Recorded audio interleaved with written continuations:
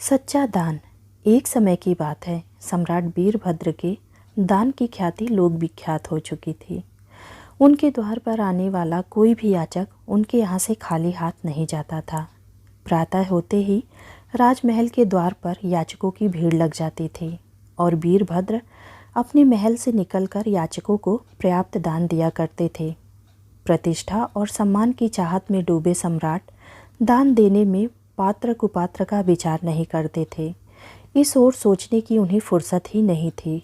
इस तरह दान देने के कारण राजकोष खाली होता चला गया।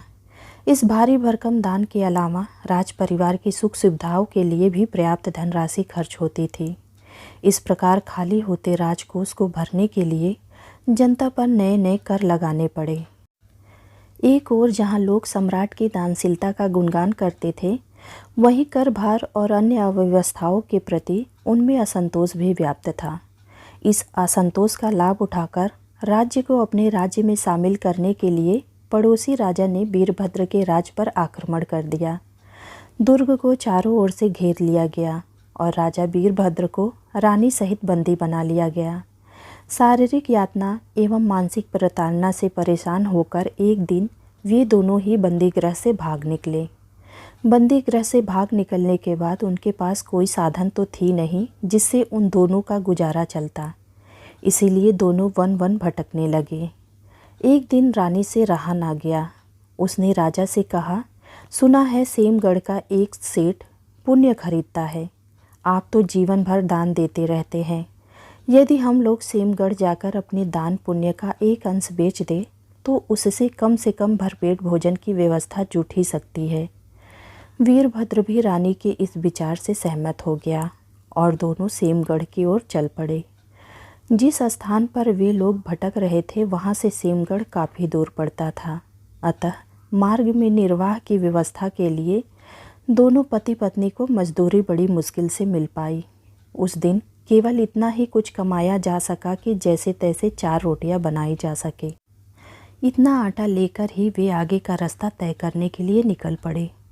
चलते चलते शाम हो गई तो वह एक गांव में ठहर गए।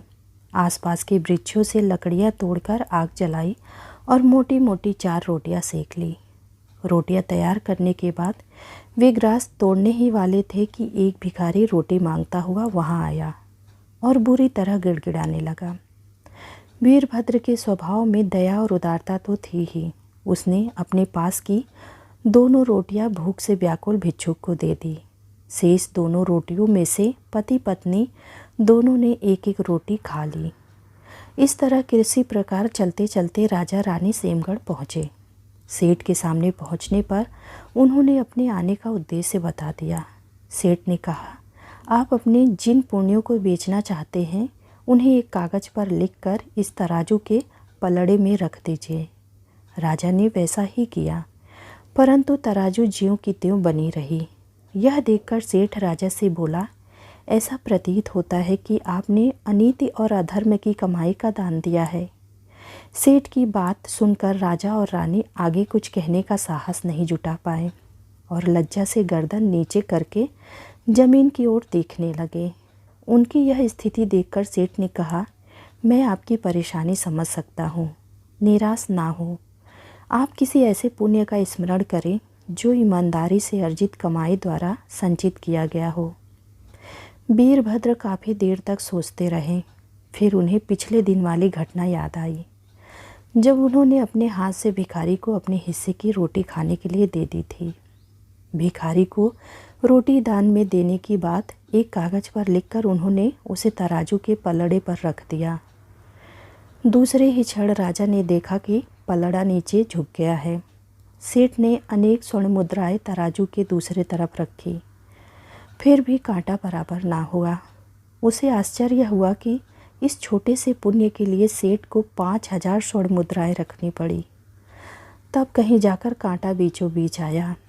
यह देखकर राजा वीरभद्र को समझ में आ गया कि दान वही सार्थक होता है जो ईमानदारी द्वारा अर्जित धन से किया गया हो। उन्हें अपनी भूल पर मन ही मन पश्चाताप होने लगा। उम्मीद करती हूँ आप सबको यह कहानी ज़रूर पसंद आई होगी। ऐसे ही नए नए कहानियों के साथ जुड़े रहने के लिए कृपया हमारे चैनल को लाइक और सब्सक्राइब ज़रूर कीजिएगा। धन्यवाद।